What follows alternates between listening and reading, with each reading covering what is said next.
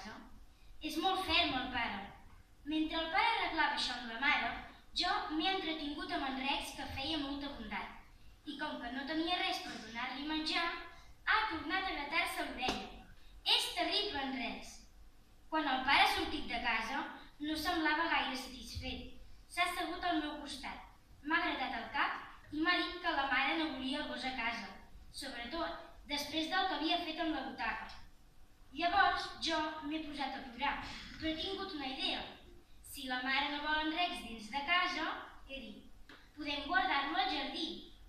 El pare ha reflexionat un moment i després ha dit que li semblava una bona idea, que al jardí en Rex no faria maleses i que li construiríem una caseta de seguida. Jo he fet un petó al pare. Hem anat a buscar unes fustes a la